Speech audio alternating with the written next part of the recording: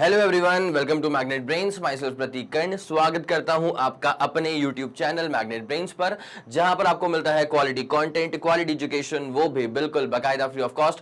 KG से लेकर के क्लास 12 तक का पूरा एजुकेशन सब आपको मिल जाएगा डिटेल्ड वीडियो फॉर्मेट में। और अगर आप हिंदी मीडियम के स्टूडेंट हैं तो परेशान होने की कोई जरूरत नहीं बेटा, बस एक काम करना है कि magnet brains Hindi medium channel को जाकर के सब्सक्राइब कर लीजिएगा और वहां पे नोटिफिकेशंस को ऑन कर लीजिएगा, क्योंकि जब भी इतनी ही कंसिस्टेंसी के साथ, इतने ही फोकस के साथ, इतनी ही कंटिन्यूटी के साथ जितना इंग्लिश मीडियम के चैनल पे आपको कंटेंट मिलता है उतना ही हिंदी मीडियम के चैनल पर भी मिलेगा। बस आपसे कोई भी वीडियो मिस ना हो जाए, इसलिए नोटिफिकेशंस को ऑन कर लीजिएगा। और एक और बात का आप खास ख्याल रखें कि हिंदी मीडियम के चैनल पे क्लास 6 से क्लास 12 तक का पूरा कंटेंट अवेलेबल है। और कौन कौन से स्टेट बोर्ड्स हैं? तो एमपी बोर्ड है, बिहार बोर्ड है, यूपी बोर्ड है, राजस्थान बोर्ड है और दिल्ली बोर्ड है। ठीक है। और आखिरी बात, अंतिम बात, अगर आपको ई नोट्स या ई बुक्स चाहिए तो इसी वीडियो के डिस्क्रिप्शन में एक लिंक होगी, जाकर के आप उसको चेकआउट कर सकते हैं और वहां से आप ई नोट्स और ई बुक्स भी अवेल कर सकते हैं। ठीक है, तो चलिए जरा कहानी को स्टार्ट करेंगे। Class 12 physics chapter 3 current electricity, इसका एक तरफा टॉपिक है भाई। इसके बारे में कितनी तारीफ की जाए, कितनी तारीफ की जाए, जितनी करेंगे उतनी कम है। बिकॉज ओम्स लॉ भाई, ओम्स लॉ क्लास 10th में ही बच्चे पढ़ लेते हैं। कई लोग इससे बहुत वाकिफ हो जाते हैं, कई लोग को ये परेशान करना शुरू कर देता है। लेकिन अभी ये मेरा काम है कि मैं मेक श्योर करूं कि अगर आपने 10th में चलो मान लो नहीं भी पढ़ा होगा ढंग से ओम्स लॉ को, तब भी आपको क्लास 12th में बिल्कुल परेशानी में नहीं आने दूंगा। बिकॉज ये जो लेक्चर है ना, इस लेक्चर के अंदर आपको ओम्स लॉ पूरा A to Z पढ़ाया जाएगा। ठीक है, मतलब ऐसा मैं कोई भी चीज छोड़ के नहीं रख रहा कि अरे तुमने क्लास 10th में पढ़ लिया होगा, तुम्हें पता होगा। अरे ना ना ना, मुझे ये पता है कि तुमने नहीं पढ़ा है। ठीक है, तो चलें अब जरा कहानी को स्टार्ट करेंगे बिना समय लगाए।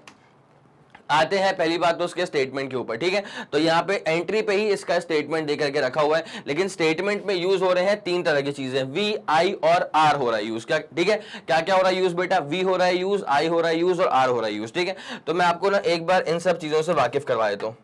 एक बार जरा अपन वी, आई और आर को जरा देख लें ताकि कहानी अपने दिमाग में थोड़ी सी क्लियर आना शुरू हो जाए। ठीक है भाई, आपको जरा बताएं कि जो वी है ना, ये वी बेसिकली क्या होता है? सर ये वी होता है पोटेंशियल। ठीक है, या कभी कभी हम इसको पोटेंशियल डिफरेंस बोल देते हैं, बिकॉज किसी पॉइंट पर पोटेंशियल उतना रेलेवेंट नहीं है जितना कि पोटेंशियल डिफरेंस है। करंट पोटेंशियल की वजह से फ्लो नहीं करता है, करंट फ्लो करता है पोटेंशियल डिफरेंस की वजह से। ठीक है, मतलब मान लिया अगर एक पॉइंट ये वाला है और एक पॉइंट ये वाला है, अगर इसका जो पोटेंशियल है वो मान लेता हूं 100 वोल्ट है। ठीक है, और इसका जो पोटेंशियल है ना वो मैं मान लेता हूं कितना है, 40 वोल्ट है। तो अगर एक पॉइंट का पोटेंशियल 100 वोल्ट है, दूसरे वाले का पोटेंशियल 40 वोल्ट है, मतलब absolutely there is a potential difference, there is a potential difference. और अगर मैंने एक वायर लगा दिया इनके बीच में, अगर मैंने एक वायर लगा दिया इनके बीच में, तो फिर अब इस वायर में से ना करंट फ्लो करना शुरू कर देगा, अगर मैं इसे क्लोज सर्किट मान लूं तो। ठीक है, तो करंट फ्लो कब करेगा बेटा? जब यहां पे पोटेंशियल का डिफरेंस होगा, जो कि यहां पे क्लियरली विजिबल है, 100 वोल्ट 40 वोल्ट, तो बाकायदा एक पोटेंशियल का डिफरेंस यहां पे आ चुका है और इसी पोटेंशियल डिफरेंस की वजह से करंट फ्लो करना शुरू कर देगा। It's as simple as that. ठीक है, तो पहले दिमाग में पोटेंशियल का फंडा क्लियर हो गया है क्या? मैं एक एग्जांपल तुमको देता हूं। जैसे मान लो एक बैटरी है या एक सेल बना रहा हूं, सेल। ठीक है, हम लोग देख चुके हैं, ये अपने पास मान ले सेल का रिप्रेजेंटेशन है। तो भाई अब ये जो एंड होता है ना, इसको बोलते हैं अपन पॉजिटिव साइड। ठीक है, और इसको अपन कहते हैं नेगेटिव साइड। तो ये जो प्लस वाला साइड है ना, this basically shows the high potential. ये जो प्लस वाला साइड है, this basically shows the high potential. क्या शो करता है बेटा? ये शो करता है हाई पोटेंशियल। और जो ये माइनस वाला साइड है, ये आपको शो करता है लो पोटेंशियल। तो भैया यहाँ पे क्लियर है कि एक साइड हाई पोटेंशियल पर है, एक साइड लो पोटेंशियल पर है, मतलब यहीं पे क्लियरली एविडेंट है कि पोटेंशियल डिफरेंस है। ठीक है, ये दोनों का पोटेंशियल सेम है क्या? बिल्कुल सेम नहीं है, एक हाई पर है, एक लो पे है, एक प्लस पे, एक माइनस पे। तो भैया यहाँ पे पोटेंशियल में डिफरेंस आ गया, और पोटेंशियल डिफरेंस आ गया है तो अगर मैंने इस सेल को किसी वायर के, किसी कंडक्टर के दो एंड्स पे चिपका दिया, तो अब इस पूरे क्लोज सर्किट में करंट फ्लो करना शुरू कर देगा। बिकॉज करंट को फ्लो करने के लिए क्या चाहिए? करंट को फ्लो करने के लिए चाहिए पोटेंशियल डिफरेंस। क्या चाहिए? पोटेंशियल डिफरेंस चाहिए। ठीक है, तो यहां पे जो ये सेल है ना, ये काम करती है किस तौर पे? ये पोटेंशियल डिफरेंस क्रिएट करने का काम करती है। ठीक है, तो अपन लिख सकते हैं कि देयरफॉर अ सेल, या फिर अगर एक बैटरी है, ठीक है, एक सेल हो गया, बैटरी हो गई, तो ये काम क्या करती है? It produces potential difference. A cell battery creates potential difference, creates, या सेल हो गई या बैटरी हो गई, तो this basically creates a potential difference, this basically creates a potential difference, it's as simple as that. मेरे ख्याल से ये वाला फंडा आपके दिमाग में सुप्रीमली क्लियर हो रहा होगा, कोई दिक्कत वाली बात आपको यहां तक तो बिल्कुल भी नहीं लग रही होगी, पक्का? ठीक है, तो सेल हो गया या बैटरी हो गया, इसका काम क्या होता है? पोटेंशियल डिफरेंस क्रिएट करना। और पोटेंशियल डिफरेंस अगर नहीं होगा तो इसका मतलब क्या भैया? तब करंट फ्लो नहीं हो पाएगा। ठीक है, चार्जेस को फ्लो करने के लिए क्या चाहिए बेटा? पोटेंशियल डिफरेंस चाहिए। इस बात से आप लोग वाकिफ हैं? पक्की बात है। अच्छा ओके, यहां पे मैंने एक चीज यहां पे लिख के रखी थी, वोल्ट। ठीक है, इसका मतलब बेसिकली क्या है कि पोटेंशियल डिफरेंस की जो यूनिट है वो वोल्ट है, उसका एब्रीविएशन वी होता है, और पोटेंशियल डिफरेंस को भी हम शॉर्ट में वी ही लिख देते हैं। तो कंफ्यूज मत होना प्लीज, इस बात का खास ख्याल रखना। ठीक है, तो पोटेंशियल हो या पोटेंशियल डिफरेंस हो, यूनिट क्या हो जाएगी? वोल्ट हो जाएगी। Absolutely a scalar quantity. ठीक है, ये जो पोटेंशियल या पोटेंशियल डिफरेंस है, this is absolutely a scalar quantity, it's as simple as that. ठीक है, तो मेरे ख्याल से पोटेंशियल तक तो आपको कोई दिक्कत नहीं आ रही होगी, तो अब इसमें कंफ्यूज होने की कोई भी जरूरत नहीं है। ठीक है, अब मैं आपको पोटेंशियल वाली कहानी क्यों सुना रहा था? बिकॉज मैंने कहा था कि ओम्स लॉ में क्या आ गया भैया? तीन चीजें आ चुकी थी, वी दिख गया था, आई दिख गया था, आर दिख गया था, तो अब तीनों पर डिस्कशन तो करना पड़ेगा ना। तो पहले मैंने आपके लिए शुरुआत कर दी किसकी? पोटेंशियल की। मेरे ख्याल से ये वाला पूरा फंडा क्लियर हो गया होगा। अब ना यहाँ पे एक और चीज देख लेना कि पोटेंशियल का सिर्फ ना दो फॉर्मूले हम लोग पढ़ के रखे हैं अब तक। ठीक है, पोटेंशियल के हम लोगों ने सिर्फ दो फॉर्मूले पढ़ के रखे हैं। कहां पढ़ के रखे हैं? इलेक्ट्रोस्टैटिक्स में पढ़ के रखे हैं। अगर आपको याद आ गया ना तो प्लीज टाइम स्टैम्प को मार्क करके कमेंट सेक्शन में जा करके पोटेंशियल के दोनों फॉर्मूले लिख दो भाई, मैं समझ जाऊंगा। ठीक है, आया समझ? टाइम स्टैम्प को मार्क कर दिया, लिख दिए सारे फॉर्मूले। चलो अब वापस आ जाओ। तो पोटेंशियल का एक फॉर्मूला था in terms of source charge. क्या था वो formula? K Q by R. और पोटेंशियल का एक और फॉर्मूला था in terms of test charge, और वो क्या था? Potential is defined as work done per unit moving charge. Potential is defined as work done per unit moving charge. It's as simple as that. V is equals to W over Q. ठीक है, मैं चाहूंगा कि आप एक बार इसका screenshot ले लें, उसके बाद फिर मैं आपको एक बार करंट से वाकिफ करवा देता हूं। ठीक है, ये वाला फंडा आपके दिमाग में सुप्रीमली क्लियर हो चुका है बेटा, कोई दिक्कत वाली बात नहीं है? जी सर, पूरा क्लियर है। ठीक है, ये पोटेंशियल वाला फंडा अपने को पूरा क्लियर है। अब भाई करंट मैंने लास्ट लेक्चर में ही सिखाया है। अगर आप लोगों ने लास्ट लेक्चर को बहुत तरीके से फॉलो करा तो आपको पता है कि करंट कैसे बनता है। करंट बनता है चार्जेस के मोशन से। अब हमारे दिमाग में कहानी आती है कि सर चार्जेस तो दो तरह के होते हैं, पॉजिटिव चार्ज भी होता है, नेगेटिव चार्ज भी होता है, तो एग्जैक्टली किसके मोशन से करंट बनाने की आप बात कर रहे हो सर? तो भैया पॉजिटिव चार्ज मूव करेगा तो भी करंट बनेगा, नेगेटिव चार्ज मूव करेगा तो भी करंट बनेगा। लेकिन कीप दिस इन माइंड कि न्यूक्लियस इतनी अच्छी शानदार एम्बॉडीमेंट के अंदर होता है प्रोटॉन्स। अगर प्रोटॉन्स को मूव करवाना है तो पहली फुर्सत में प्रोटॉन्स को उचका के बाहर लेके आ जाओ न्यूक्लियस के बाहर। ठीक है, अब न्यूक्लियस के बाहर प्रोटॉन्स को लाने के लिए न्यूक्लियस को तोड़ना पड़ेगा। न्यूक्लियस को तोड़ना पड़ेगा तो बहुत ज्यादा अमाउंट की एनर्जी लग जाएगी, ज्यादा पैसे लग जाएंगे। इसका मतलब क्या कि चलो तोड़ दिया, प्रोटॉन्स को बाहर निकलवा लिया, फ्री करवा लिया उसको, लेकिन उनके मोशन से करंट बन रहा है 2 रुपए का और तुम्हारा न्यूक्लियस टूट गया 20 रुपए का। आया समझ? ये डिफरेंस समझ में आ रहा है? तो कहने का बेसिक मतलब क्या है कि प्रोटॉन्स मतलब पॉजिटिव चार्जेस के मोशन से भी करंट बन जाता है, लेकिन उसको फ्री करवाने में बहुत मशक्कत होगी। ठीक है, इससे अच्छा क्या है बेटा, न्यूक्लियस के बाहर ऑर्बिट्स हैं, ऑर्बिट्स में बैठे हुए थे इलेक्ट्रॉन्स, और उन इलेक्ट्रॉन्स पे ध्यान देना मेरी बात पे अच्छे से, न्यूक्लियस के बाहर लगे हुए ऑर्बिट्स, ऑर्बिट्स में बैठे हुए इलेक्ट्रॉन, उन इलेक्ट्रॉन्स पे न्यूक्लियस की जो पकड़ है वो थोड़ी कमजोर है। उन इलेक्ट्रॉन्स पे न्यूक्लियस की जो पकड़ है वो थोड़ी कमजोर है, तो इन इलेक्ट्रॉन्स को फ्री करवाना काफी आसान रहेगा। तो अब अगर इलेक्ट्रॉन को फ्री करवाना आसान है तो उसी को मूव करवा दो, करंट बनवा दो। ठीक है, तो करंट बेसिकली डिफाइन कैसे करते हैं? Current is defined as, current को ऐसे करेंगे रिप्रेजेंट, तो current is defined as the rate of flow of charges. क्या बोला मैंने? Current is defined as the rate of flow of charges. It is as simple as that.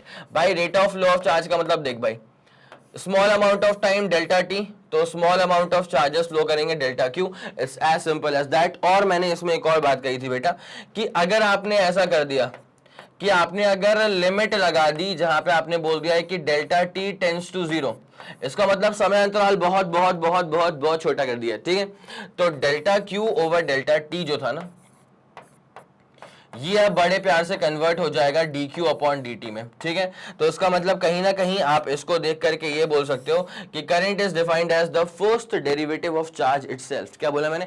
Current is defined as the first derivative of charge itself. पहली बात तो हो चुकी है, done डना done done, ठीक है। उसके बाद करंट की यूनिट क्या होती है बेटा? ऑब्वियसली अब तो आ गया होगा याद भाई, जल्दी जल्दी जल्दी बताओ, जल्दी जाओ कमेंट सेक्शन में, कर दिया होगा अब तो, मैंने खुद ही लिख दिया।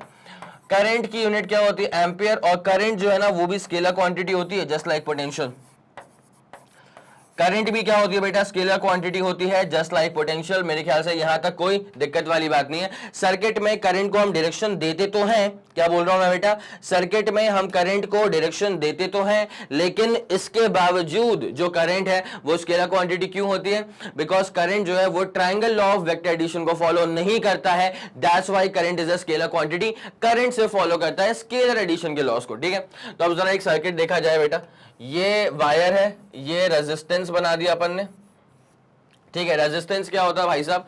वायर में इलेक्ट्रॉन्स को फ्लो करने में अगर परेशानी ज्यादा आ रही है मतलब रेजिस्टेंस ज्यादा है, और वायर में अगर इलेक्ट्रॉन्स को फ्लो करने में परेशानी कम आ रही है इसका मतलब रेजिस्टेंस कम है। अब रेजिस्टेंस तो ये फीलिंग वाली बात हो गई ना, रेजिस्टेंस क्या होगा? फीलिंग वाली बात हो गई, वो भी इलेक्ट्रॉन्स की फीलिंग वाली बात हो गई कि इलेक्ट्रॉन्स को परेशानी आ रही है, वायर में से फ्लो करने में इलेक्ट्रॉन्स को परेशानी आ रही है, तो इसका मतलब कि वायर में रेजिस्टेंस ज्यादा है। लेकिन हम उसको सर्किट वाइज शो कैसे करेंगे भाई? ऐसी लाइन बना दो, ठीक है। अब मेरी बात सुन, अगर कंडक्टर है तो मतलब वहां परेशानी कम आएगी, तो रेजिस्टेंस कम होगा, तो कम रेजिस्टेंस। अगर इंसुलेटर है, क्या है बेटा? अगर इंसुलेटर है तो वहां पे इलेक्ट्रॉन्स को फ्लो करने में परेशानी ज्यादा आएगी, मतलब रेजिस्टेंस ज्यादा होगा, तो ज्यादा वैल्यू का यहां पे रेजिस्टेंस लगा दे। It is as simple as that, ठीक है। चले, यहां तक कोई परेशानी वाली बात बिल्कुल नहीं है। ये रहा रेजिस्टेंस और ये रहा इसका ये रहा रेजिस्टर और आर होगा इसका रेजिस्टेंस, ठीक है। अब जरा गौर फरमाएंगे, ध्यान दीजिए।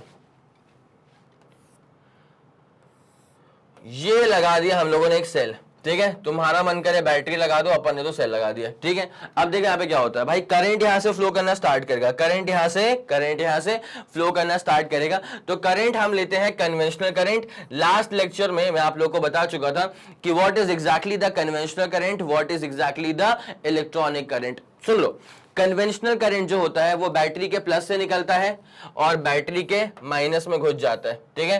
कन्वेंशनल करंट जो होता है वो बैटरी के प्लस से निकलता है और बैटरी के माइनस में घुस जाता है, फिर वापस फ्लो चालू कर देता है। लेकिन लेकिन लेकिन अगर आप इलेक्ट्रॉनिक करंट की बात करोगे तो इलेक्ट्रॉनिक करंट बैटरी के माइनस से निकलता है और बैटरी के प्लस में घुस जाता है। It is as simple as that. ये वाला फंडा क्लियर हुआ क्या? मैंने देखो भैया पोटेंशियल क्लियर कर दिया, करंट की डेफिनेशन और डायरेक्शन पूरी क्लियर कर दी, ठीक है। तो करंट हम कौन सा लेके चलेंगे बेटा? हम लेके चलते हैं सर कन्वेंशनल करंट, जहां पे करंट निकलना शुरू होता है from the positive side of the battery या सेल और जाकर के घुस जाता है towards the negative side of the battery या फिर सेल, ठीक है। तो ये वाला फंडा मेरे ख्याल से पूरा क्लियर हो चुका होगा आपको। रेजिस्टेंस के बारे में मैंने क्या बात है आपको बता दी कि अगर कंडक्टर की आप बात करोगे, ठीक है, अगर कंडक्टर है, कोई मटेरियल अगर कंडक्टर है तो वहां पे रेजिस्टेंस की वैल्यू कम होगी। इन कंडक्टर्स, किसकी बात कर रहा हूं? कंडक्टर्स की। In conductors the value of resistance, in conductors the value of resistance is low. Conductors में value of resistance is low. और अगर आप इंसुलेटर्स की बात करो, अगर आप बात करो इंसुलेटर्स की, तो इंसुलेटर्स में क्या होता है कि इंसुलेटर्स में रेजिस्टेंस की वैल्यू हाई होती है, तो value of resistance is high. Insulators में क्या होता है? रेजिस्टेंस की वैल्यू जो होती है वो हाई होती है। It is as simple as that. मेरे ख्याल से यहां तक कोई आपको दिक्कत बिल्कुल नहीं हो रही होगी। चलो ठीक है। अब तुम सोच रहे हो कि सर यहाँ पे ना दो की तो आपने बता दी यूनिट, वोल्ट की मतलब पोटेंशियल की वोल्ट बता दी, करंट की एम्पीयर बता दी, बट व्हाट अबाउट रेजिस्टेंस? तो बेटा रेजिस्टेंस की ही पूरी कहानी को समझाने के लिए ओम्स लॉ को प्रस्तुत किया जाएगा आपके सामने, ठीक है। मैं चाहूंगा एक बार आप इसका भी स्क्रीनशॉट ले लें, उसके बाद फिर प्रॉपर्ली आपको ओम्स लॉ पे लेके आते हैं। ये वाला फंडा पूरा क्लियर है बेटा? 3 2 1 ready go, super done, super clear. चलो ओके, ठीक है। ये वाला फंडा अपने दिमाग में पूरा सुप्रीमली क्लियर हो चुका है। अब आपको लेकर के आते हैं ओम्स लॉ के ऊपर, ठीक है। एक सिंपल सी बात पर जरा गौर करेगा, इससे पहले एक सिंपल सी बात पर जरा गौर करेगा, उसके बाद कहानी बड़ी सिंपल लगेगी यार, सच में।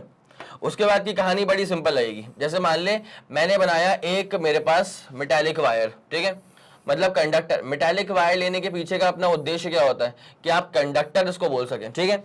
इसके पास होंगे भैया भर भर के बहुत सारे इलेक्ट्रॉन्स, इसके पास होंगे भाई भर भर के बहुत सारे इलेक्ट्रॉन्स, ठीक है। इसके पास है भाई भर भर के बहुत सारे इलेक्ट्रॉन्स, ठीक। अब क्या हुआ कि यहां से हमने लिया कनेक्शन और इसको जाकर के हमने जोड़ दिया इस सेल के अंदर, ठीक है। कनेक्शन लिया और जाकर के हमने जोड़ दिया सेल के अंदर। अब जरा मेरी बात पे आप अच्छे से बहुत ही एकदम इत्मीनान से गौर करिएगा, ठीक है। देखिए ऑब्वियसली भाई इसकी बात करें तो ये पॉजिटिव है और ये वाला क्या है, negative, high potential and low potential, ठीक है। इस पॉजिटिव की वजह से आपको बताऊं क्या होता है, इस पॉजिटिव की वजह से होता यह है कि यहां पे आ जाती है पॉजिटिविटी और इस नेगेटिव की वजह से यहां पे आ जाती है negativity. It is as simple as that. अब मेरी बात पे जरा गौर फरमाइएगा। देखिए देखो बेटा, यहां से इसमें आ गया प्लस और इसके वजह से यहां पे क्या आ गया, minus. It is as simple as that. अब होता क्या है, इलेक्ट्रॉन के पास चार्ज है माइनस का, सुनना अच्छे से, इलेक्ट्रॉन के पास चार्ज है माइनस का और सामने का जो पूरा पोलैरिटी है वो हो रहा है प्लस का। तो इलेक्ट्रॉन्स दरअसल अट्रैक्ट होंगे इस तरफ और ये नेगेटिव वाली इसको रिपेल भी कर रही है। तो कायदे से क्या होगा, इलेक्ट्रॉन ना लेफ्ट की तरफ मूव करना शुरू कर देगा। सारे इलेक्ट्रॉन्स को आपने एक पर्टिकुलर डायरेक्शन में भिजवा दिया, ठीक है। अगर सारे इलेक्ट्रॉन्स किसी पर्टिकुलर डायरेक्शन में भागेंगे तो करंट बन जाएगा बहुत ही शानदार। It's as simple as that, ठीक है। अब जरा मेरी बातों पर गौर करिए। अगर मैं ज्यादा वोल्टेज की बैटरी लेके आ जाऊं, ठीक है, मैं क्या बोल रहा हूं बेटा, अगर मैं ज्यादा और ज्यादा हैवी पोटेंशियल की वैल्यू की बैटरी लेकर के आ जाऊंगा अगर, तो क्या होगा, ये वाला हिस्सा ज्यादा पॉजिटिव हो जाएगा, ये वाला हिस्सा ज्यादा नेगेटिव हो जाएगा, जिसकी वजह से इलेक्ट्रॉन पे और ज्यादा तगड़ा फोर्स काम करना शुरू करेगा। और जब इलेक्ट्रॉन्स पे और तगड़ा फोर्स काम करना शुरू करेगा तो करंट की वैल्यू बहुत शानदार बन जाएगी। इसका सिंपल सा मतलब यह है कि वोल्टेज अगर ज्यादा तो करंट भी ज्यादा, वोल्टेज अगर कम तो करंट भी कम। वोल्टेज मतलब पोटेंशियल डिफरेंस की मैं आपसे बात कर रहा हूं, ठीक है। अब जरा गौर करें, जो मैंने बताया मैं उसको लिख देता हूं कि if battery, by Ohm's law के पीछे का ये पूरा वर्किंग प्रोसीजर है। इफ बैटरी या cell is of high potential, ठीक है, अगर बैटरी या सेल जो है ना is of high potential, if the battery और the cell is of high potential, then इसकी वजह से होता क्या है कि इस तरफ ज्यादा पॉजिटिव और इस तरफ ज्यादा नेगेटिव, ठीक है। Then the sides becomes heavily positive and negative. Then the sides become heavily positive and negative. कौन से साइड्स भैया, कंडक्टर के साइड्स, ये वाला साइड heavily positive और ये वाला साइड heavily negative, ठीक है। Then the sides becomes heavily positive and heavily negative. अच्छा, इसकी वजह से क्या होता है, due to this heavy polarity, due to this heavy polarity होता यह है बेटा, due to this heavy polarity होता यह है कि सारे इलेक्ट्रॉन्स पे बहुत ही तगड़ा फोर्स काम करना शुरू कर देगा। और जब सारे इलेक्ट्रॉन्स पे बहुत ही जबरदस्त फोर्स काम करना शुरू कर देगा तो इलेक्ट्रॉन्स भागेंगे बहुत शानदार तेजी में और करंट बन जाएगा बहुत ही जबरदस्त, ठीक है। तो due to this heavy polarity all the electrons, इस हैवी पोलैरिटी के कारण होता यह है बेटा, लिखते हुए चलना, नोट करते हुए चलना मेरे साथ साथ, ठीक है। तो इस हैवी पोलैरिटी की वजह से क्या हो जाता है कि all the electrons starts getting attracted, ठीक है, starts getting attracted towards the positive side, और ऑब्वियसली नेगेटिव साइड से इलेक्ट्रॉन्स को रिपल्शन भी तो मिल रहा है, ठीक है। तो वो भागेंगे तो लेफ्ट हैंड साइड में और इसकी वजह से करंट की वैल्यू बहुत शानदार हो जाती है, ठीक है। Due to which the current significantly increases, ठीक है। इसकी वजह से जो करंट है वो सिग्निफिकेंटली इंक्रीज हो जाता है, due to which the current significantly increases. मेरे ख्याल से आपको ये वाला फंडा पूरा सुप्रीमली क्लियर हो चुका होगा, कोई दिक्कत वाली बात नहीं होगी। इसका सीधा साधा मतलब क्या है कि ज्यादा पोटेंशियल डिफरेंस वाली बैटरी अप्लाई कर दो तो ज्यादा शानदार करंट मिल जाएगा। और अंदर ही अंदर क्या होता है वो मैं पूरा बता चुका हूं बेटा, ज्यादा पोटेंशियल डिफरेंस, ज्यादा पॉजिटिविटी, ज्यादा नेगेटिविटी, तो इलेक्ट्रॉन्स को ज्यादा तगड़ा अट्रैक्शन मिलेगा टुवर्ड्स द पॉजिटिव साइड और इलेक्ट्रॉन्स को ज्यादा तगड़ा रिपल्शन मिलेगा फ्रॉम द नेगेटिव साइड। तो इलेक्ट्रॉन्स टक करके यहां भागना शुरू कर देंगे और बहुत शानदार स्पीड में भागेंगे सबके सब। आया समझ की नहीं आ गया पक्का? तो भैया जरा इसका स्क्रीनशॉट लो, उसके बाद प्रॉपर स्टेटमेंट पे आपको लेकर के आते हैं। क्लियर है इतना पूरा, कोई दिक्कत वाली बात नहीं है। चले सर, ओके ओके डन। तो ये वाला फंडा अपन के दिमाग में पूरा सुप्रीमली क्लियर हो चुका है। अब यहां पे क्या लिखा हुआ है देखना। अब आते हैं स्टेटमेंट ओम्स लॉ का। तो Ohm's law states that current I flowing through a conductor, current I जो फ्लो करेगा through the conductor is directly proportional to the potential difference. क्या बोला क्या बोला क्या बोला कि जो करंट पास करेगा, जो करंट पास करेगा थ्रू एनी कंडक्टर, वो सिंपल तौर पे किस पे डिपेंड कर रहा है? Current passing through a conductor depends on the potential difference applied across the ends of the conductor. जितना ज्यादा अच्छा पोटेंशियल डिफरेंस आप अप्लाई करोगे उतना शानदार करंट आपको फ्लो करता हुआ नजर आएगा। अब अच्छा पोटेंशियल डिफरेंस कैसे अप्लाई किया जाएगा? तो बेटा अच्छे वोल्टेज की बैटरी या सेल यूज कर लेना यार, हैवी वोल्टेज की बैटरी या सेल यूज कर ले, it's as simple as that. तो Ohm's law states that current I flowing through a conductor is directly proportional to the potential difference। ठीक है, तो current I is directly proportional to the potential difference applied across the ends of the conductor। अच्छा, provided that जो physical conditions हैं like temperature, pressure etc, mechanical strain वगैरह, ये सब are kept constant। ठीक है, ये वाला फंडा आपको समझ में आ गया। अगर करंट पोटेंशियल डिफरेंस पे डिपेंड कर रहा है, इसका मतलब I is proportional to V, या बोल दे V is proportional to I, it's one and the same thing। अगर V is proportional to I है तो जैसे मैं यहां पे इक्वल टू लगाऊंगा तो आ जाएगा proportionality constant, and that proportionality constant itself is basically R. ठीक है, आया समझ के नहीं आया? क्या बोला अपन ने कि potential difference is proportional to current हो चुका है, तो V is proportional to I हो चुका है, प्रोपोर्शनैलिटी कांस्टेंट R हो चुका है, तो फॉर्मूला हो जाएगा अपने पास में V is equals to I R। और अगर इसका रेशियो निकाला जाए, ठीक है, अगर इसका रेशियो निकाला जाए किसी भी गिवन वायर के लिए, किसी भी गिवन मटेरियल के लिए, अगर पोटेंशियल का और करंट का मैं रेशियो निकालूंगा ना, तो वो किसके बराबर आ रहा है बेटा? R के बराबर आ रहा है, where R is a pure constant. कोई भी दिक्कत वाली बात नहीं है। ठीक है, आया समझ की नहीं आ गया? ये वाला फंडा समझ में आ गया क्या? तो potential difference is proportional to current, V is proportional to I। जैसे इक्वल टू लगा दिया, प्रोपोर्शनैलिटी कांस्टेंट R आ जाएगा, फॉर्मूला बन जाएगा V is equals to I R। It is as simple as that. तो अब से दिमाग में डाल लेना ये वाला फॉर्मूला। ठीक है, ये वाला फॉर्मूला अपने दिलो दिमाग में बसा लेना शानदार तरह से कि V इज इक्वल्स टू क्या होता है? I R ओम्स लॉ दिल में बसा के रखना। आया क्या समझ भैया? पक्का? तो V इज इक्वल्स टू क्या हो जाएगा? I R, it's Ohm's law, it's as simple as that. अब ये ग्राफ कैसा बना हुआ है सर? एक बात सुनो बेटा, कभी भी जमाने भर में अगर दो क्वांटिटीज तुम्हें एक दूसरे के प्रोपोर्शनल दिख जाए, ठीक है, अगर A प्रोपोर्शनल टू B दिख जाए, तो अगर तुम्हें कभी ग्राफ नजर आए ना A और B के बीच का, कि A वाली क्वांटिटी यहां आ रही है, B वाली क्वांटिटी यहां आ रही है, तो भैया स्ट्रेट लाइन मार दो, ग्राफ को वैसा ही होता है। ठीक है, अब जैसे यहां पे क्या हो रहा है हमको नजर आ गया, हमको नजर आ गया है कि V इज प्रोपोर्शनल टू क्या होता है? I होता है। तो एक बात तो डन डन डन है कि अगर V प्रोपोर्शनल टू I है और कभी अगर ग्राफ दिख गया V और I के बीच में, हाँ कि ना, और कभी ग्राफ दिख गया हमको V और I के बीच में, तो that graph is going to be a straight line. It is as simple as that. कोई दिक्कत वाली बात तो नहीं है। तो ये रहा अपने पास पूरी कहानी ओम्स लॉ का, V proportional to I, V is equals to I R, it's as simple as that. जल्दी इसका स्क्रीनशॉट लेने का।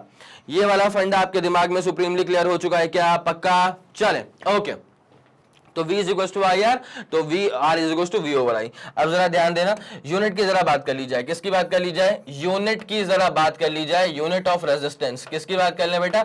यूनिट ऑफ रेजिस्टेंस की बात कर लेते हैं। तो भाई अगर अपन फॉर्मूला वाइज चलेंगे, सुनना मेरी बात को अच्छे से, अगर हम फॉर्मूला वाइज चलेंगे तो फॉर्मूला क्या आ रहा है? फॉर्मूला तो आ रहा है कि sir V is equals to होता है आई आर। अगर V is equals to I R होता है तो यहां से जब मैं R निकालूंगा तो R यहां से क्या हो जाएगा बेटा? V ओवर I हो जाएगा। हाँ कि ना? बिल्कुल बात सही है सर। अब ये जो V होता है इसकी यूनिट क्या होती है बेटा? वोल्ट होती है। I का मतलब करंट, इसकी यूनिट क्या होती है बेटा? एम्पियर होती है। तो आप दरअसल ये बोल सकते हो कि देयरफॉर यूनिट जो है रेजिस्टेंस की वो आप कह सकते हो वोल्ट पर एम्पियर। लेकिन मैं आपको जरा बता दूं बेटा कि इसी को ना और भी प्यार से ओम्स कहा जाता है।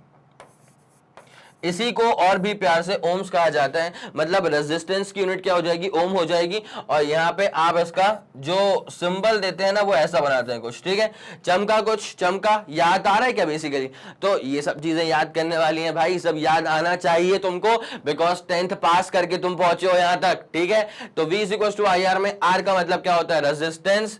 अब कई लोग को लग रहा है हाँ यार 10th में तो पढ़ा ही नहीं था, तो ये यूनिट क्या हो जाएगी, इसकी ओम्स हो जाएगी। It's as simple as that, ठीक है भाई। मेरे ख्याल से ये वाला फंडा आपके दिमाग में सुप्रीमली क्लियर हो चुका होगा। तो देयरफॉर आप कहीं ना कहीं ये बोल सकते हो कि 1 volt per ampere, 1 volt per ampere is equals to 1 ohms के बराबर होता है, ठीक है। 1 volt per ampere is equals to 1 ohm के बराबर होता है। कोई दिक्कत वाली बात नहीं है, पक्का पक्का पक्का, ठीक है। एक काम करो बेटा, एक बार जरा इसका स्क्रीनशॉट ले लो। अच्छा उसके बाद, अच्छा तुमने इसका स्क्रीनशॉट नहीं लिया क्या, इसका लिया तुमने, स्क्रीनशॉट ले लिया होगा।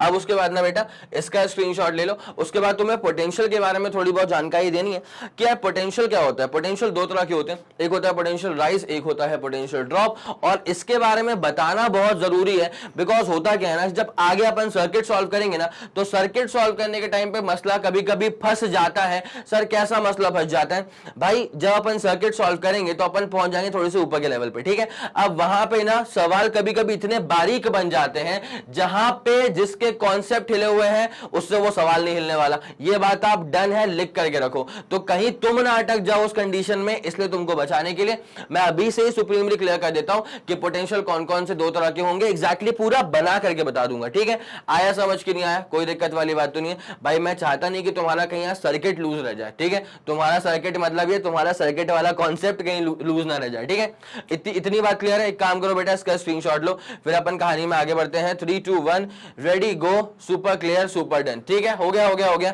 चलो भैया अब आ जाओ। अब ना मेरे साथ साथ भाई लिखते हुए चलना, अब मेरे साथ साथ भाई लिखते हुए चलना कि सर पोटेंशियल जो होते हैं, जो मैंने बताया कि पोटेंशियल जो होता है बेटा, पोटेंशियल होगा तेरे पास में दो तरह का। क्या बोला मैंने, पोटेंशियल जो होगा बेटा वो पोटेंशियल होगा तेरे पास में दो तरह का। सर कौन कौन सा कौन कौन सा कौन कौन सा। तो बेटा पहला होता है पोटेंशियल राइज। पहला क्या होता है, पोटेंशियल राइज। दे रहा हूं बेटा, मौका दे रहा हूं उसको नोट करने का, कोई दिक्कत वाली बात नहीं है।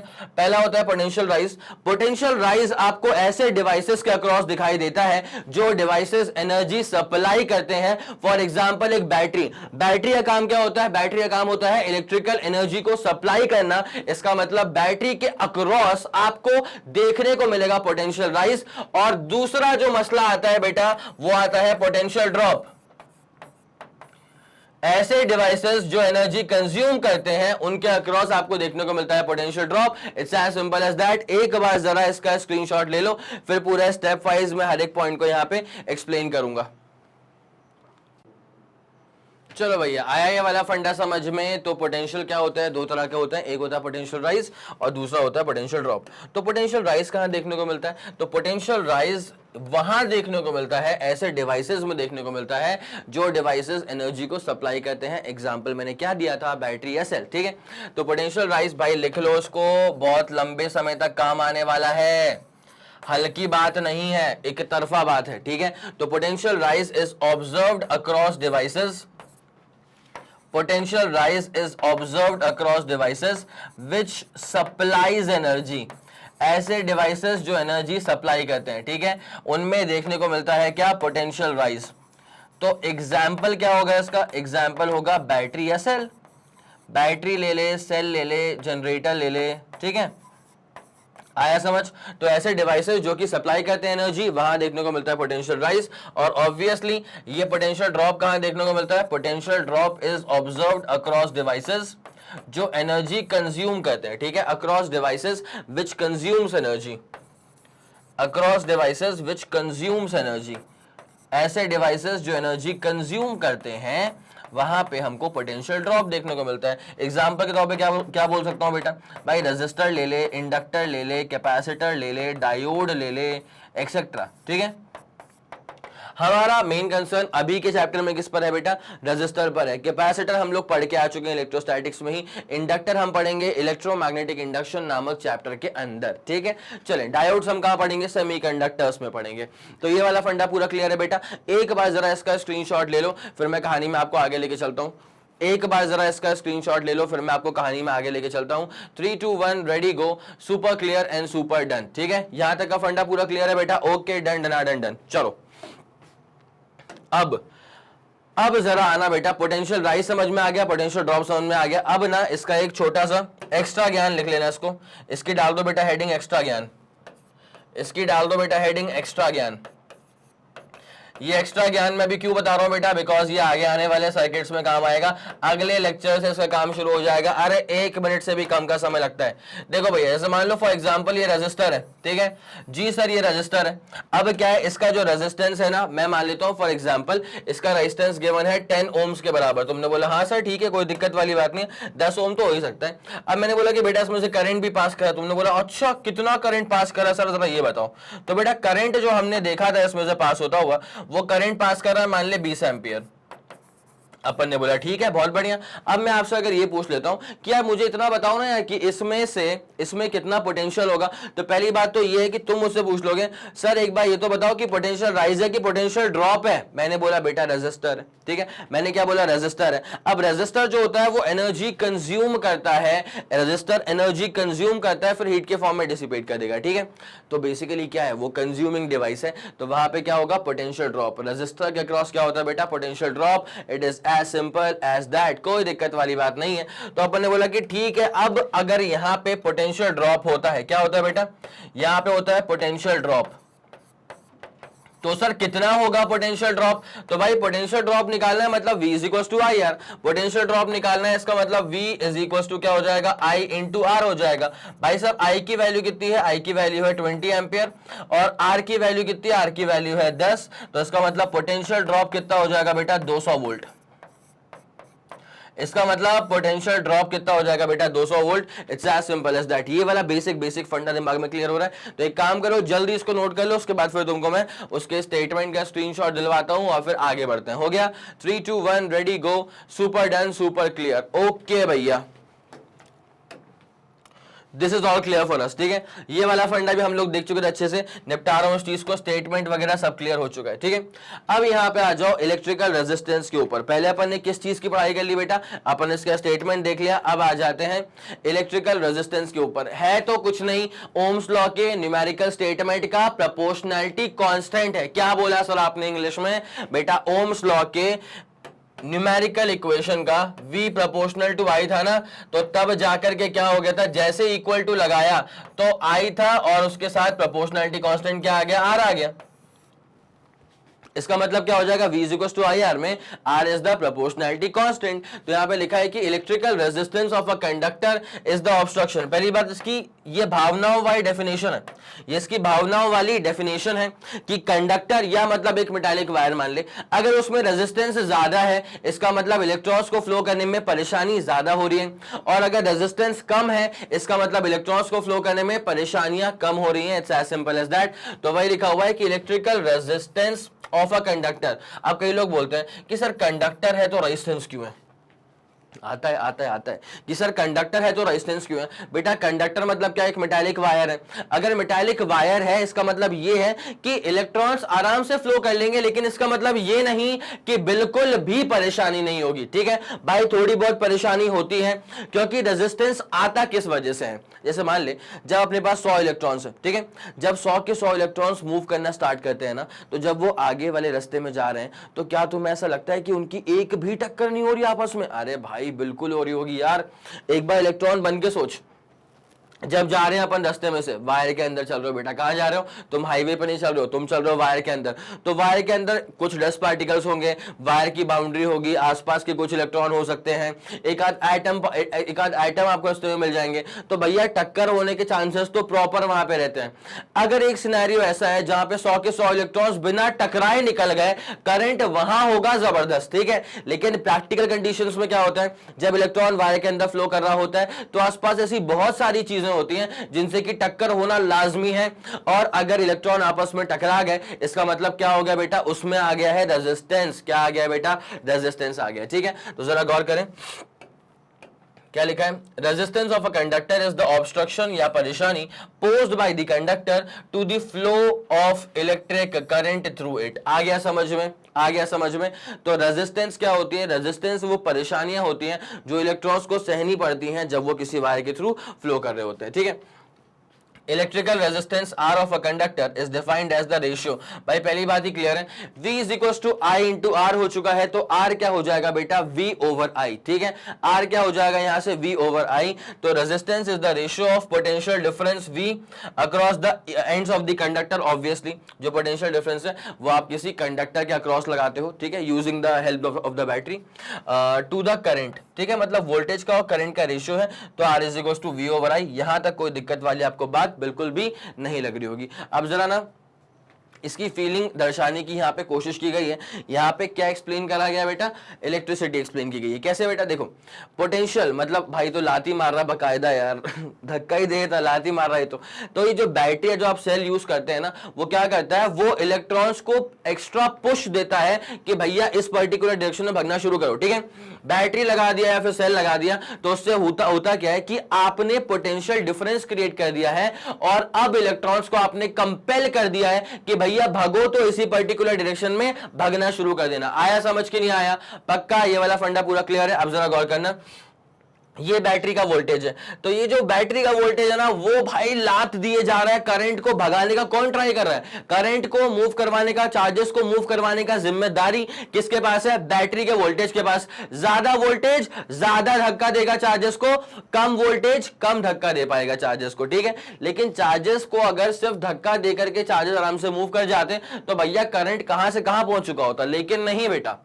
कहानी में विलन भी तो होता है। ये रहा अपने पास रेजिस्टेंस ओम्स, ठीक है भाई, ये ट्राई करता है। देखो प्रैक्टिकली क्या होता है ना, जब इलेक्ट्रॉन्स मूव कर रहे हैं तो अब ए पॉइंट से बी पॉइंट तक जाने में अगर इलेक्ट्रॉन्स बहुत बार टकरा रहे हैं रास्ते में किसी भी चीज के साथ, तो मतलब रेजिस्टेंस ज्यादा हो गया। और अगर ए पॉइंट से बी पॉइंट तक जाने में इलेक्ट्रॉन्स की टक्कर कम हो रही है, इसका मतलब रेजिस्टेंस कम है। It's as simple as that. मेरे ख्याल से ये वाला फंडा आपके दिमाग में सुप्रीमली क्लियर हो रहा होगा, ठीक है। अब ये जो रेजिस्टेंस है ना, रेजिस्टेंस की वजह से होता क्या है, अगर रेजिस्टेंस ज्यादा है तो करंट ऑटोमेटिकली कम हो जाएगा और रेजिस्टेंस कम है तो करंट बढ़ जाएगा। भाई साहब यहां पे रेजिस्टेंस जो है वो करंट को उतने आराम से फ्लो करने की इजाजत नहीं दे रहा है और वही मसला यहां पे फंस रहा है। कोई दिक्कत वाली बात तो नहीं है। तो ये जो वोल्टेज है वो ट्राई करता है करंट को आगे बढ़ाने का, लेकिन रेजिस्टेंस जो है ना वो उसको खींच के रखता है, सही से बढ़ने नहीं देगा। It's as simple as that. भाई एक बार जरा इस पूरी शानदार सी चीज का आप स्क्रीनशॉट ले लें। मेरे ख्याल से आपको हर एक बात समझ में आ गई होगी, कोई दिक्कत वाली बात नहीं लग रही होगी, पक्का। 3, 2, 1 ready go. Super clear and super done. It's as simple as that, पक्का। चले ओके भैया आगे बढ़ेंगे। अब यहां पे आ जाओ। अच्छा एक और चीज यहां लिखा हुआ था बेटा R इज इक्वल टू हो चुका है V ओवर I। तो R मतलब क्या, रेजिस्टेंस मतलब ओम्स में, तो 1 ohm is equal to 1 volt upon 1 ampere. It is as simple as that, ठीक है। ये अपन लोग देख भी चुके थे।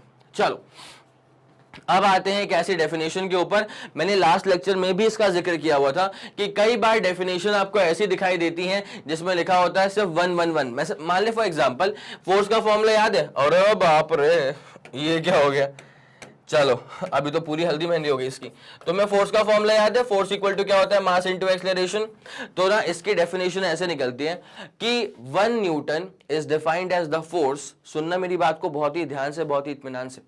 1 Newton is defined as the force which when applied on a body of mass 1 kg will produce an acceleration of 1 meter per second square। क्या करा, बेसिक फॉर्मूला था, लेकिन बेसिक फॉर्मूले को ना इस तरह से पिरो के आपके सामने प्रस्तुत कर दिया गया है जहां पे हर एक चीज यूनिटरी चल रही है, जहां पर हर एक चीज क्या चल रही है बेटा, यूनिटरी चल रही है। It's as simple as that, ठीक है। चले यहां तक कोई दिक्कत वाली बात नहीं है। फोर्स का फॉर्मूला हो चुका है मास इनटू एक्सेलरेशन, ठीक है। उसके बाद डायमेंशंस निकालना होगा। एक काम करो, एक बार इसके डेफिनेशन देख ही लो ना, तो क्या है कि प्रॉपर फिर मजा आता है। वो तो फोर्स की डेफिनेशन थी, अब हम करने वाले हैं V is equal to I R पर बातचीत, ठीक है। अब हम करने वाले हैं बेटा V is equal to I R के ऊपर बात। सुनना, तो R क्या हो जाएगा यहां से, R हो जाएगा V ओवर I। R क्या हो जाएगा यहां से, V ओवर I। तो जरा देख लिया जाए क्या लिखा गया है। 1 ohm is the electrical resistance. Focus करें, 1 ohm is the electrical resistance of a conductor through which a current of 1 ampere. सब कुछ unitary method. Resistance is 1 ohm when current of 1 ampere when passes through the conductor when a potential difference of 1 volt. ठीक है, तो potential difference भी कितना है बेटा 1 volt. Potential difference of 1 volt is applied across the ends of the conductor, is applied across the ends of the conductor. It is as simple as that. कोई दिक्कत वाली बात ही नहीं है. तो V is equals to IR हो चुका था, R is equals to V over I. 1 volt का पोटेंशियल डिफरेंस 1 एम्पियर का करंट पास करवाएगा, तब जाकर के रेजिस्टेंस जो है वो 1 ओम का कहलाता है. It is as simple as that. ठीक है, अब डायमेंशन निकालने हैं रेजिस्टेंस का, पोटेंशियल डिफरेंस अपॉन करंट. अब ये कार्यक्रम कैसे हो गया, तो let me help you with this thing. देखो बेटा, V is equal to I R, तो R is equal to V over I. हाँ कि ना, बिल्कुल सही बात है सर. अब मैंने कहा था कि पोटेंशियल जो होता है ना बेटा, पोटेंशियल क्या होता है, potential is basically work upon charge. Potential is basically work upon charge, और बगल में यहाँ पे I लिखा हुआ था, तो I को अपन ने लिख दिया. कोई दिक्कत वाली बात नहीं है. जी सर, बिल्कुल सटीक है. अब जरा गौर करना, डायमेंशनल फॉर्मूले की तरफ निकल रहे हैं अपन. भाई वर्क का डायमेंशनल फॉर्मूला क्या होता है, ml2t-2. सर कहां पढ़ाया था इसको बेटा, ये क्लास 11th में पढ़ाई हुई चीजें हैं.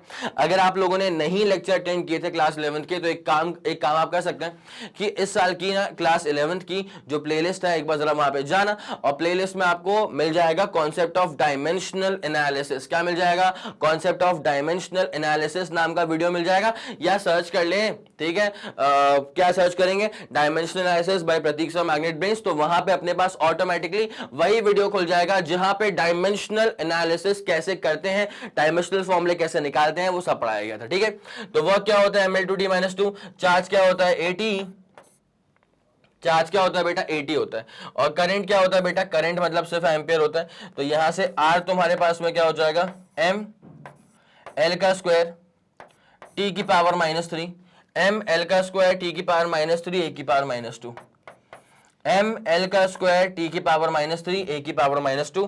तो m l का स्क्वायर t की पावर -3 a की power -2, that is the dimensional formula. It's as simple as that. पहले आप लोग को इसका स्क्रीनशॉट लेना होगा, तो पहले आप जरा इत्मीनान से इसका स्क्रीनशॉट ले लें, कोई दिक्कत वाली बात नहीं है. 3 2 1 ready go. Super clear, super done. हो गया इसका स्क्रीनशॉट. चलो बेटा, अब एक काम करो बेटा, अब ले लो बेटा इसका स्क्रीनशॉट, जल्दी करना. 3 2 1 ready go. Super clear and super done. चले, ये वाला फंडा भी आपके दिमाग में सुप्रीमली क्लियर हो चुका है. ठीक है, हो चुका है भैया, हो चुका है भैया, हो चुका है.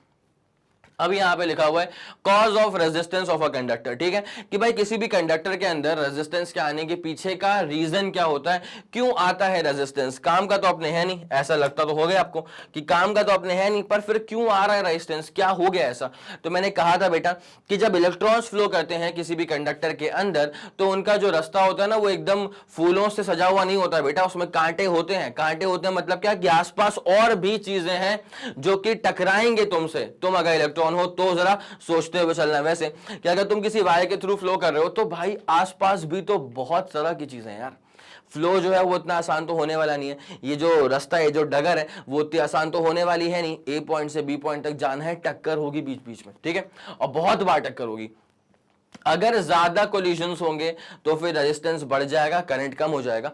अगर कम कोलिजन्स हो रहे हैं, कम परेशानियां आ रही हैं, तो कम रेजिस्टेंस है, तो करंट उस पर्टिकुलर केस में ज्यादा होगा. ठीक है, तो cause of resistance of a conductor क्या होता है बेटा, resistance of a given conducting wire arises on account of frequent collisions. लिखा हुआ है, फ्रीक्वेंट मतलब बहुत बार बार, कोलिजन्स मतलब टक्कर. ठीक है, तो frequent collisions of free electrons. बेटा ये फ्री इलेक्ट्रॉन्स की तो कोलिजन होगी.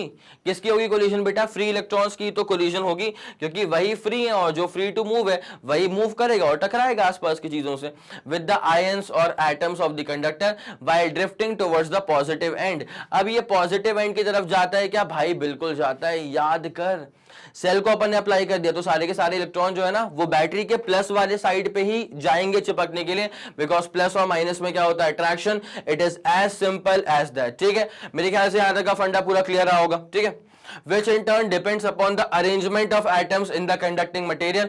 अब किसी भी arrangement of atoms को influence करना, वो हल्का सा पेचीदा काम हो जाता है. ठीक है, तो अभी अपन ने क्या चीज फिगर आउट कर ली बेटा, इलेक्ट्रॉन्स का जो कोलिजन हो रहा है उसके पीछे का रीजन क्या है? बिकॉज आसपास के आइटम्स ऐसे अरेंज्ड हैं कि भाई तुम कितना भी बच के निकलने का ट्राई करो लेकिन कोलिजन तो हो ही जाता है, ठीक है, कोई दिक्कत वाली बात नहीं है। As well as on the length and thickness. भाई एक और बहुत इंपॉर्टेंट बात है कि रेजिस्टेंस जो होती है ना वो लेंथ और थिकनेस पे भी डिपेंड करती है। रेजिस्टेंस जो होती है ना वो लेंथ ऑफ द वायर और थिकनेस ऑफ द वायर पे भी डिपेंड करती है, ठीक है। तो पहले कॉज ऑफ रेजिस्टेंस एक बार इसका स्क्रीनशॉट लो, फिर मैं आपको एक बहुत ही इंपॉर्टेंट चीज लिखवाता हूं। ये हो गया बेटा, 3 2 1 ready go, super clear super done. चलो अब भाई काम करो, डालो heading factors on which resistance depends. Factors on which, डालो बेटा हेडिंग डालो, factors on which resistance depends. क्या क्या फैक्टर्स हैं जिन पर किसी भी वायर का जो रेजिस्टेंस है वो डिपेंड करेगा? क्या क्या फैक्टर्स हैं जिस पर किसी भी वायर का जो रेजिस्टेंस है वो डिपेंड करेगा? जरा इस पर गौर करना शुरू करना। काम शुरू करें बेटा, ठीक है। तो पहला काम क्या होता है, पहली बात क्या होती है कि resistance is directly proportional to length of the conductor. क्या लिखा भैया, क्या लिख दिया है कि resistance is directly proportional to the length of the conductor, R is proportional to L, ठीक है। इसका मतलब क्या होता है बेटा कि अगर पाथ बहुत लंबा होगा, क्या बोला मैंने, अगर पाथ बहुत लंबा होगा तो इसका मतलब क्या है कि इलेक्ट्रॉन्स को बहुत लंबा रास्ता तय करना है, और जब इलेक्ट्रॉन्स को बहुत लंबा रास्ता तय करना होगा तो बीच में कोलिजन्स होने के आसार बढ़ जाएंगे, ठीक है। तो पाथ जब बड़ा होगा तो यहां पे इलेक्ट्रॉन्स का कोलिजन के चांसेस भी बढ़ जाएंगे, और जब इलेक्ट्रॉन्स के कोलिजन के चांसेस बढ़ गए हैं इसका मतलब क्या है कि रेजिस्टेंस भी बढ़ जाएगा। कोई दिक्कत वाली बात नहीं है। पाथ लंबा मतलब वायर की लेंथ बहुत लंबी है, ठीक है। तो R is proportional to L. अब जरा इसकी कहानी समझो, अब जरा इसकी कहानी समझो बेटा। एक वायर अपन ने ये बनाया, ठीक है, और एक वायर अपन ने ये वाला बना दिया, और दोनों का अपन ने जो एरिया ऑफ क्रॉस सेक्शन लिया है ना, दोनों का ही मैंने ट्राई करा है कि जो मैं दोनों का एरिया ऑफ क्रॉस सेक्शन लूं वो मैंने सेम ले लिया है, ताकि बस एक ही चीज वेरी करूंगा मैं। एरिया अपन ने सेम ले लिया। अब जरा लेंथ की बात समझो बेटा, तुम जरा लेंथ की बात समझो। इसकी लेंथ यहाँ पे कितनी है, L1 के बराबर, और इसकी लेंथ यहाँ पे कितनी है, L2 के बराबर। जहां पे लेंथ ज्यादा होती है ना वहां पे इलेक्ट्रॉन्स को ट्रैवल करने में परेशानी ज्यादा आएगी। क्या बोला मैंने, जहां पे लेंथ ज्यादा होती है ना बेटा तो वहां पे इलेक्ट्रॉन्स को ट्रैवल करने में क्या है, परेशानी आएगी ज्यादा। कोई दिक्कत तो नहीं है, आया समझ, ज्यादा इलेक्ट्रॉन्स भी हो गए तो परेशानी आएगी ज्यादा। तो यहां पे अगर चेक किया जाए तो यहां पे लेंथ कम है तो रेजिस्टेंस भी कम, यहां पे लेंथ ज्यादा है तो रेजिस्टेंस भी ज्यादा, ठीक है। मेरी इस बात को आप लोग समझ गए, पक्का डन हो। चलो दूसरा क्या होता है बेटा, दूसरा डिपेंड करता है थिकनेस पे। थिकनेस पे डिपेंड करेगा, इसका मतलब ये है कि resistance depends on area of cross section, लेकिन वो जो डिपेंडेंसी होती है ना बेटा वो इनवर्स होती है। क्या बोला मैंने, वो जो डिपेंडेंसी होती है बेटा वो इनवर्स होती है। इसका मतलब क्या होता है, अगर मोटा वायर है तो एरिया बड़ा हो जाएगा तो रेजिस्टेंस कम हो जाएगा, अगर पतला वायर है तो एरिया छोटा हो जाएगा तो रेजिस्टेंस बढ़ जाएगा, ठीक है। अब जरा चेक करवाता हूं ना, बेफिक्र है बेफिक्र है बेफिक्र है। देख यहां जरा एक बार इसका अपन स्टेटमेंट लिख दें पूरा। देखो अगर एरिया ज्यादा है, अगर एरिया ज्यादा है इसका मतलब क्या है कि वायर मोटा है, ठीक है। अगर एरिया ज्यादा है इसका मतलब वायर मोटा है, वायर मोटा है मतलब उसकी थिकनेस ज्यादा है, ठीक है। अब अगर वायर की थिकनेस ज्यादा है इसका मतलब वायर के अंदर स्पेस ज्यादा है, अगर वायर की थिकनेस ज्यादा है इसका मतलब वायर के अंदर की स्पेस ज्यादा है, और अगर वायर के अंदर की स्पेस ज्यादा है तो इसका मतलब अब इलेक्ट्रॉन जब मूव करेंगे तो कोलिजन के चांसेस कम हो जाएंगे ना भैया। ये वाला फंडा क्लियर हुआ क्या? अगर एरिया ज्यादा है इसका मतलब क्या कि वायर मोटा वायर है, अगर वायर मोटा है अंदर स्पेस बहुत ज्यादा है, अगर अंदर स्पेस बहुत ज्यादा तो फिर कोलिजन जो है वो कम होगा। तो मतलब एरिया ज्यादा और कोलिजन कम मतलब रेजिस्टेंस कम, और इसका उल्टा एरिया कम करूंगा तो वायर का जो वायर पतला हो जाएगा, वायर पतला हो गया मतलब स्पेस फिर कम हो गई, और जब स्पेस कम होगी और कम स्पेस में से जब उड़ते हुए निकलेंगे इलेक्ट्रॉन्स तो उनके बीच में कोलिजन ज्यादा हो जाएगा। भाई कम स्पेस में तुम निकाल लो गाड़ी तो तुम्हारा वहां पे कोलिजन हो जाए, भगवान ना करे, ठीक है। आया समझ के नहीं आया? तो यहां पे अपन ने क्या चीज देख ली बेटा, अब दो वायर्स बनाते हैं अपन, 2 मिनट ध्यान देना। देखो एक वायर बनाएंगे मोटा सा वायर, ठीक है, और एक वायर बनाएंगे पतला सा वायर। एक वायर बना दिया अपन ने मोटा सा वायर, और एक वायर बनाते हैं अपन चल पतला सा वायर। देख भाई पहले वाले केस में लेंथ मैंने डिफरेंट करी तो एरिया मैंने सेम रख दिया, इस वाले केस में मैंने लेंथ डिफरेंट मतलब लेंथ सेम रखी है तो एरिया डिफरेंट कर दिया है। यहां पे भी लेंथ L के बराबर है, यहां पर भी लेंथ जो है वो L के बराबर है, लेकिन एरिया अलग अलग है। वो तो क्लियरली विजिबल ही है। यहां पर एरिया अलग है, यहां पे एरिया A1 है और यहाँ पे एरिया छोटा है, तो इसमें एरिया अपन ने A2 कर दिया। यहां तक कोई दिक्कत वाली बात तो नहीं है, पक्का। अब जब इलेक्ट्रॉन्स यहां से मूव करेंगे ना बेटा, ध्यान देते हुए चलना, एक सेकेंड बस। जब इलेक्ट्रॉन यहां पे मूव करेंगे, स्पेस ज्यादा है तो आराम से मूव करेंगे, लेकिन जब वही इलेक्ट्रॉन यहां से मूव करेंगे तो भाई मेरे स्पेस बहुत कम है ना, आया समझ के नहीं आया, तो यहाँ पे इलेक्ट्रॉन्स को मूव करने में परेशानी हो जाएगी ज्यादा। तो अपन ने अभी दो चीजें फिगर आउट कर ली हैं। दो चीजें हमने कौन सी फिगर आउट कर ली है सर? उसमें पहली चीज तो ये थी कि R is proportional to L है, एक बात अपन ने ये फिगर आउट कर ली, और दूसरा हमने क्या फिगर आउट कर लिया कि R is inversely proportional to A है, एक बात हमने ये फिगर आउट कर लिया। ठीक है, मेरे ख्याल से यहां तक बिल्कुल भी आपको दिक्कत नहीं हो रही होगी।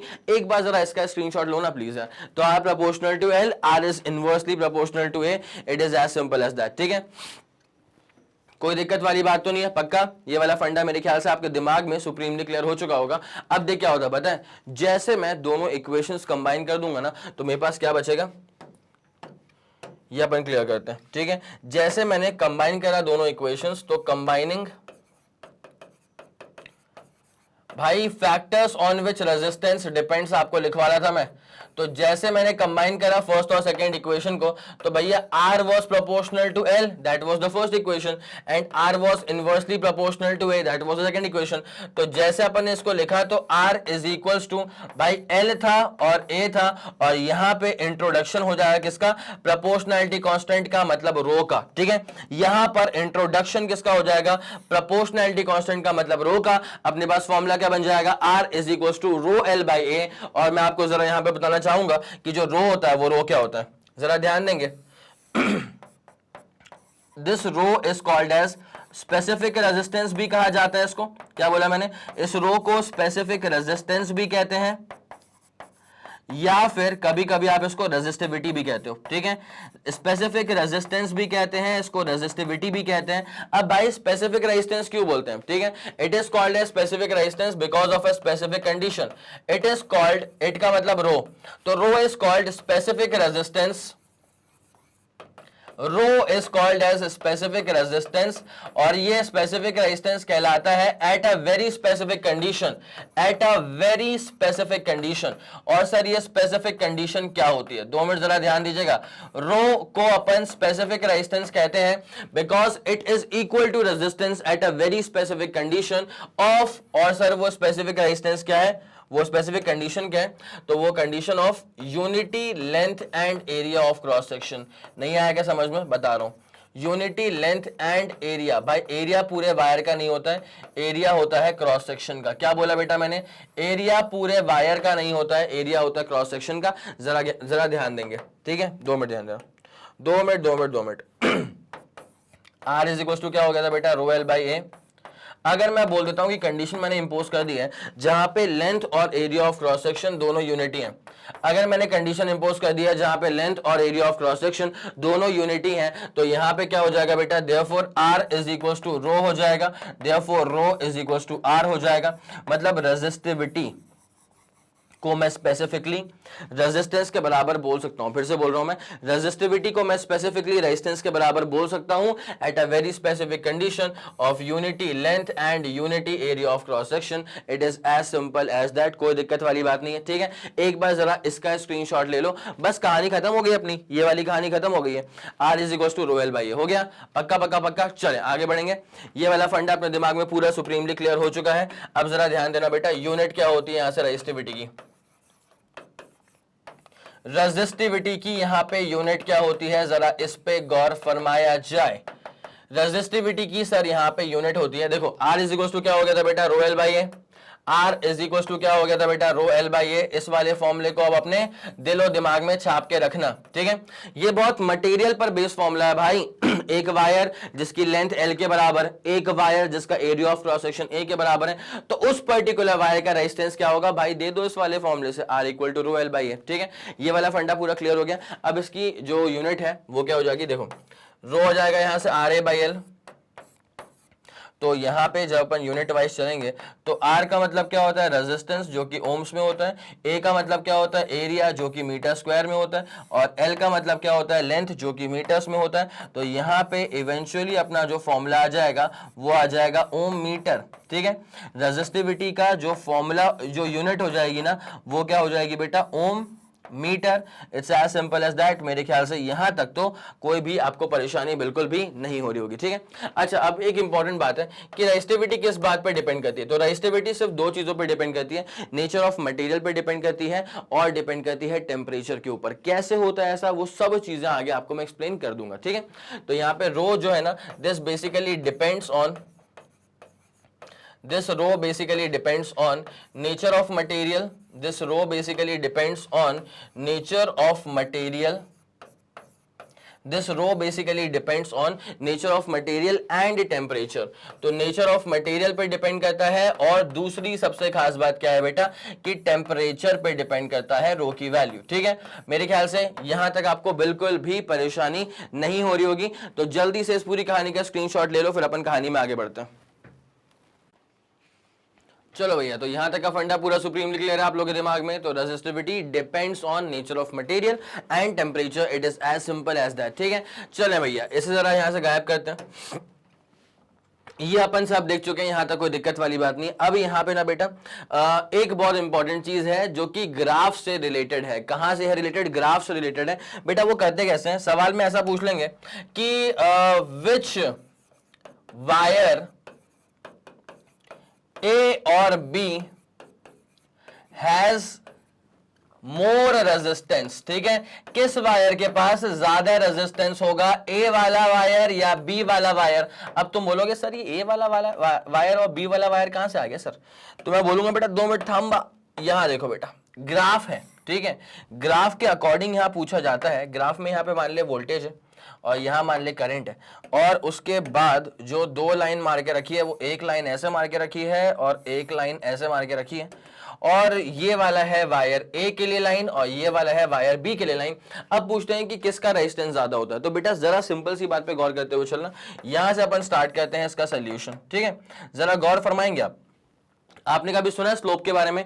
भाई मैंने बिल्कुल पढ़ा के रखा है। स्लोप क्या होता है, स्लोप का मतलब पहली बात तो स्लोप को अपन tan थीटा भी कहते हैं। ठीक है, जहां पे थीटा होता है लाइन का एंगल पॉजिटिव एक्स एक्सिस के साथ में जो बनता है। ठीक है, और स्लोप का एक और फॉर्मूला होता है delta Y upon delta X D Y upon D X. ठीक है, तो भैया वाई पे क्या आता है, वाई पे तो वोल्टेज आता है, और एक्स पे क्या आता है, एक्स पे तो करंट आता है। तो वी अपॉन आई क्या हो जाएगा बेटा, आर के बराबर हो जाएगा। यहां तक कोई दिक्कत वाली बात है क्या? जी सर, यहां तक कोई दिक्कत वाली बात नहीं है। ठीक है, तो कहीं ना कहीं आप ये देख सकते हो कि आर इक्वल टू क्या आ रहा है, tan थीटा आ रहा है। इसका मतलब R इज प्रोपोर्शनल टू क्या हो जाएगा, theta. R is proportional to क्या हो जाएगा, थीटा। मतलब जिसका थीटा ज्यादा होता है, जिसका थीटा ज्यादा होगा उसका रेजिस्टेंस ज्यादा होगा, जिसका थीटा कम होगा उसका रेजिस्टेंस कम होगा। अब जरा ये ग्राफ में एक बार चेक करते हुए चलना, ध्यान देना अच्छे से, एक बार जरा ग्राफ में चेक करते हुए चलना। बेटा ये जो एंगल बन रहा है ना, ये बन रहा है ए वाले वायर के लिए। ठीक है, और ये जो लंबा सा एंगल बन रहा है ये बन रहा है बी के लिए। ठीक है, ये बी के लिए बन रहा है और ये छोटा सा एंगल बन रहा है ए के लिए। आपको आया समझ बेटा, छोटा सा एंगल ए के लिए, बड़ा सा एंगल बी के लिए। तो यहाँ पे क्लियर है कि क्लियरली हम इस बात को देख सकते हैं, क्लियरली हमने इस बात को देख लिया है कि थीटा बी का ज्यादा है और थीटा ए का कम है। ठीक है, और जो एंगल होता है ना बेटा, पहली बात तो ये कि स्लोप निकलता है किसी लाइन का। ठीक है, स्लोप निकलता है किसी लाइन का, और उस लाइन ने कितना एंगल बनाया है with the positive x axis, उस पे आपको फोकस करना पड़ता है। अगर थीटा बी का ज्यादा है तो ऑब्वियसली रेजिस्टेंस भी बी का ज्यादा होगा और रेजिस्टेंस ए का कम हो जाएगा। It is as simple as that. पक्का चमका, यहां तक कोई दिक्कत वाली बात तो नहीं है। It is as simple as that. जल्दी से इस पूरी कहानी का स्क्रीनशॉट लेना, उसके बाद आपको एक और बहुत शानदार चीज पे लेकर के आते हैं। हो गया, 3 2 1 ready go, super clear, super done, it's as simple as that. चले बेटा, अब उसके बाद एक बहुत ही शानदार चीज मैं करवाने वाला हूं आपको, जैसे कहा जाएगा relation between current and drift velocity. क्या कहा जाएगा बेटा, relation between current and drift velocity. चलें, चलो बेटा कहानी को शुरू करते हैं, कहानी को शुरू करते हैं बेटा।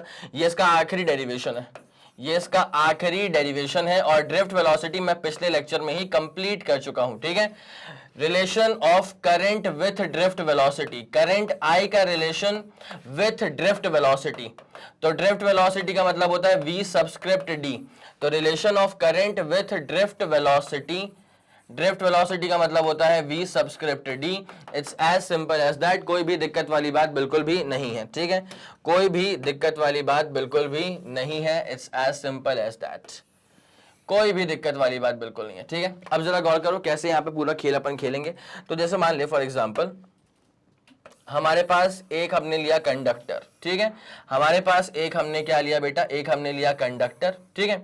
और इस कंडक्टर, एक सेकेंड यार, कंडक्टर एकदम यूनिफॉर्म सा अपने को लेना था। कंडक्टर अपन एकदम यूनिफॉर्म से लेते हैं कुछ इस तरह, बाकायदा क्रॉस सेक्शंस बिल्कुल सेम रखेंगे अपन इंटेंशनली, क्रॉस सेक्शंस अपन बिल्कुल सेम रखेंगे इंटेंशनली।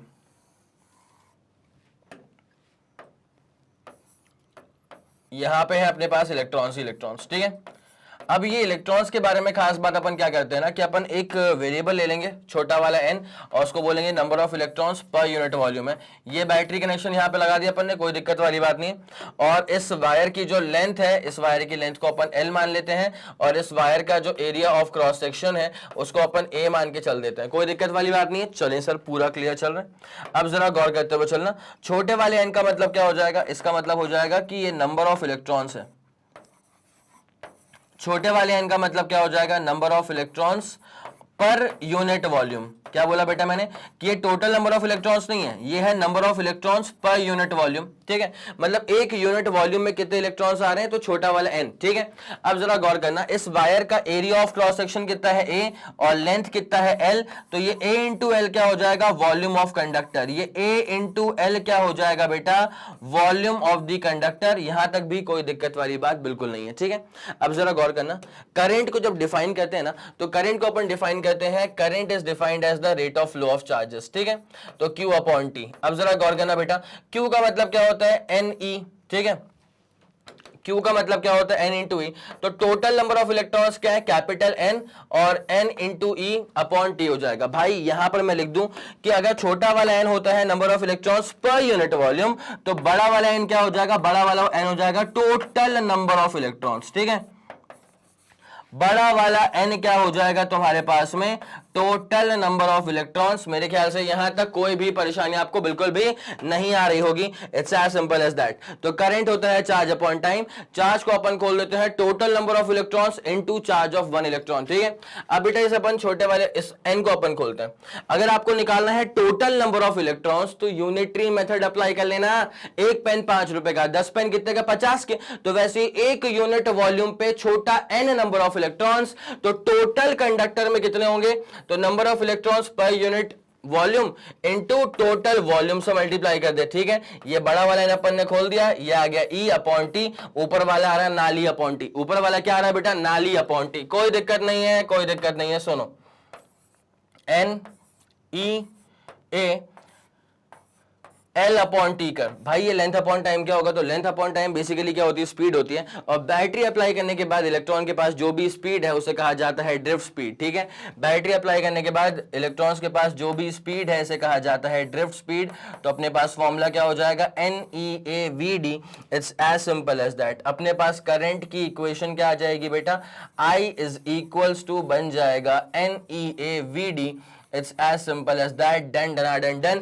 जल्दी से इस पूरी कहानी का स्क्रीनशॉट ले लो। ये रहा तुम्हारे पास बहुत ही शानदार सा फॉर्मूला आता हुआ, ठीक है। कोई दिक्कत नहीं है, पूरा फंडा क्लियर कर दिया है। 3 2 1 ready go, super clear, super done. चले भैया, ये वाला फंडा अपना हो चुका है क्लियर। अब उसके बाद ये चीजें अपन लिख चुके थे, इसका स्क्रीनशॉट हो चुका था। अब आ जाओ एक बहुत ही शानदार से क्वेश्चन के ऊपर। 1 micro current flows through a conductor when a potential difference of 2 volt is applied across its ends, ठीक है। इसका मतलब क्या है बेटा, थोड़ा सा पेन लेंगे सही वाला। तो यहाँ पे क्या है, करंट कितना है, 1 माइक्रो एम्पियर। करंट है 1 माइक्रो एम्पियर। तो माइक्रो का मतलब क्या होता है, 10 टू द पावर -6। माइक्रो का मतलब क्या होता है, 10 की पावर -6, ठीक है। Flows through a conductor when a potential difference सिर्फ और सिर्फ 2 वोल्ट का है।